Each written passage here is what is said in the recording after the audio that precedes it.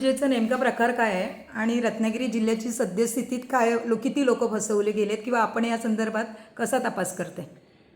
TWJ associates आणि company साधारणतः 2023 जानेवारीपासून रत्नागिरी जिल्ह्यातील व इतर महाराष्ट्रातील इतर जिल्ह्यांमध्येही त्यांनी फसवणूक करून खूप मोठ्या प्रमाणात चांगल्या परताव्याची मिळेल याचे भूलथापा देऊन लोकांनी खूप मोठ्या प्रमाणात त्यांच्याकडे गुंतवणूक केलेली होती.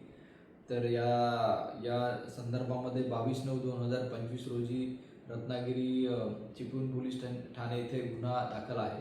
त्या संदर्भात EOW मध्ये तपास चालू आहे. रत्नागिरीला राधिका फडके पोलीस उपअधीक्षक मुख्यालय यांच्याकडे तो तपास आहे.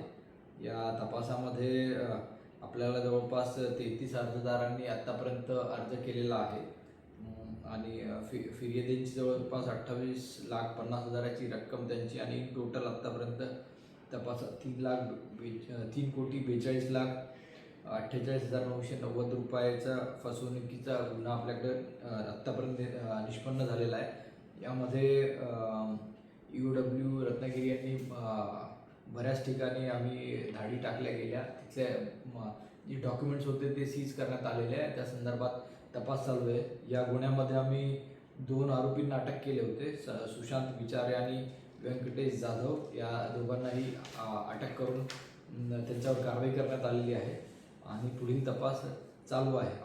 त्या दोघांना आरोपींवर दोषारोपपत्र न्यायालयात दाखल केलं गेलेलं आहे आणि जे मुख्य आरोपी याच्यात आहे समीर नार्वेकर, नेहा नार्वेकर, संकेश घाग, सिद्धेश शिवाजी कदम या 4ही आरोपींचा तपास चालू आहे. या गुन्ह्यामध्ये आम्ही वेगवेगळ्या टीम तयार करून त्या आरोपींचा आम्ही शोध घेत आहोत. सर, यामध्ये म्हटलं जाते की पोलिसांनी मोठ्या प्रमाणावर गुंतवणूक केली. या संदर्भात आपल्याला प्रथमदर्शनी काय वाटतं?